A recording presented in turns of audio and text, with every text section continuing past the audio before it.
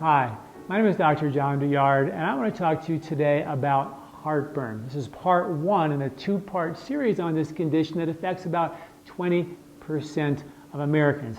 Anti-acid medication is the second leading class of medications sold in America. Problem is people who have a lot of acid heartburn and they take antacids, 20% of those folks don't feel any better. Interestingly, the cause of heartburn, which we think of as too much acid, can sometimes be caused by too much acid, but sometimes be caused by too little acid.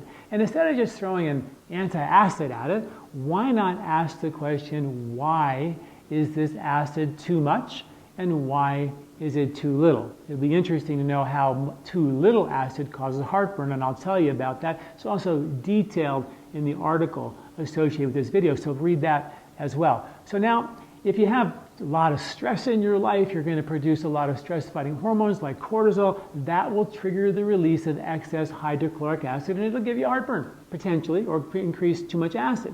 If you have a lot of spicy food, acidic foods, on top of the acid you're trying to make to cook it, it can overheat and create too much acid in your stomach.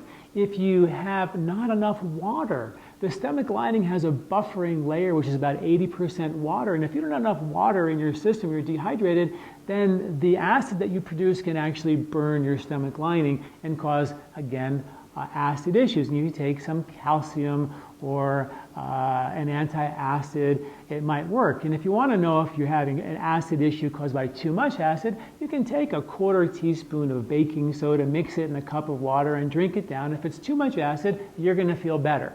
Okay.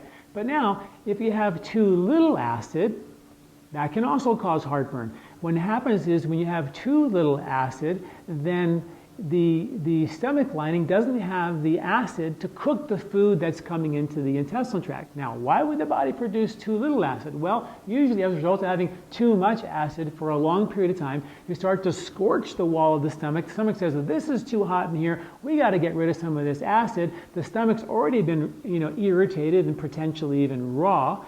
And as a result, now the foods coming in don't have enough acid to cook those foods or emulsify those foods, and the food themselves can be significantly irritating. But we really haven't addressed the reason why all this happens. Now, first of all, the body would never produce excess acid or let that acid be low without a good reason.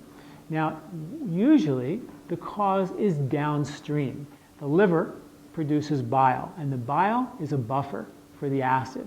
The pancreas produces pancreatic enzymes, and those enzymes are a buffer for the acid coming out of your stomach. So if you are producing a lot of heartburn, there's a good chance the reason why that acid is not leaving your stomach and going into the small intestine, therefore burning your stomach, is because the bile flow or the pancreatic flow is not happening. So if you have lack of good bile flow, lack of good pancreatic enzymes, you don't have the buffers to neutralize those acids coming out of your stomach, and the stomach knows that those buffers aren't there, and the stomach says, we can't let any of that acid leave, so the acid lingers in your stomach and it starts to burn and irritate and even begin to reflux up into the esophagus.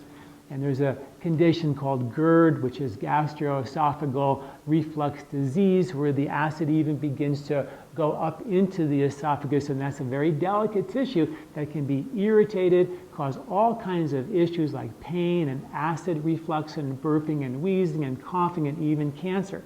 Those tissues in your esophagus are just as delicate as the ones in the small intestine. Neither one of those guys like a lot of acid floating around. And that's why in the stomach you've got a little sphincter that closes that off. And in part two, I'm going to tell you how hiatal hernia, or how when that sphincter breaks down, that can cause heartburn as well. I'm going to teach you how to do a technique called a massage, a self-massage therapy for a hiatal hernia and for heartburn. So we're going to demonstrate that for you in part two of this video. But we also have to look at what's causing the liver and what's causing the pancreas to become congested. Well, this is not the topic of this discussion, but in Ayurvedic medicine, we always continue to ask the question, what caused it? What caused it? What caused it? Well, what caused the acid from not wanting to leave your stomach? Lack of good bile flow. What caused the bile flow from not being able to move freely? The bile got congested, thick, or viscous. What caused that? Toxins from your intestinal tract can build up and they default back to your liver, causing the liver to become toxic and congested. The bile becomes thick. When the bile becomes thick, you don't digest fats.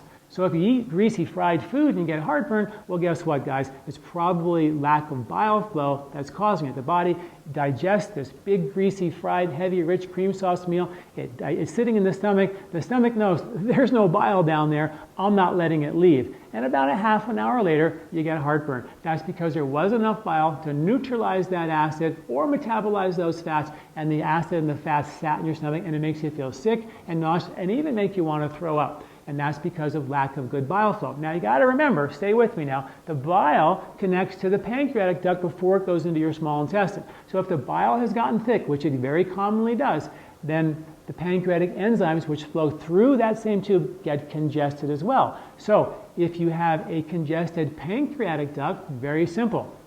Take some digestive enzymes. If you feel better, then you probably have a blocked or a congested pancreatic duct. If you eat greasy fried food and get heartburn, you probably have a blocked bile duct. So you can begin to start to troubleshoot some of these issues from a logical perspective, okay? So one of the things you can do to help increase your bile flow is eat more beets. You can eat more radishes.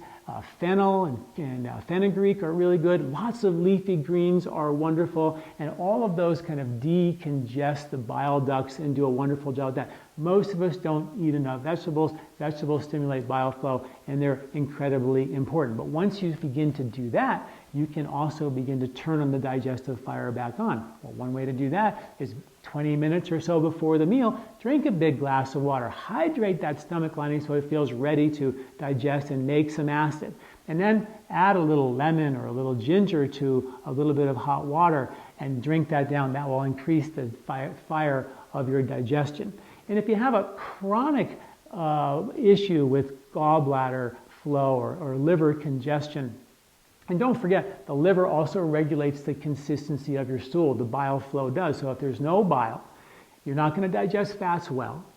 That lack of bile flow will not let the stomach produce the acid that it really needs, or it won't let that acid leave. So eventually, the acid will build up, it'll start to burn, and eventually the stomach says, hey man, there's no bile down there, there's no enzymes down there, I can't let that acid continue to go down and burn the small intestine, so the stomach turns down the fire. And that turns down the fire equally amount as how turned down the bile flow is. No bile flow, no stomach acid.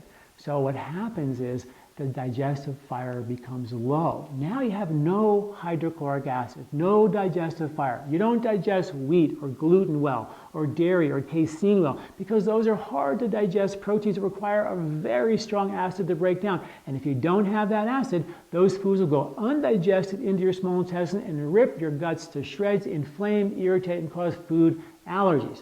So is it the gluten or is it the dairy? Maybe, but you may also have a digestive fire that's been turned off. Why was it turned off? Because there was not adequate bile flow, and eventually the acid got so irritated because it couldn't leave your stomach because there were no buffers below that the body turned the stomach fire down. When that turned off, now you had weak digestive fire, and anything that goes in your stomach now will act as an irritant and cause inflammation and pain or mimic acid reflux. And in that low acidic environment is a bacteria that can proliferate called H. pylori, which is a stomach lining irritant.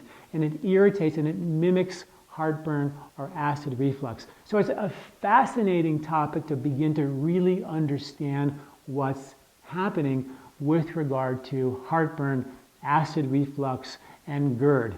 And in part 2 of this video, I'm going to talk to you in detail about how to address symptoms of a hiatal hernia and the reflux disease when the acid begins to want to move up into the upper part of the stomach or even into the esophagus. Thanks for listening.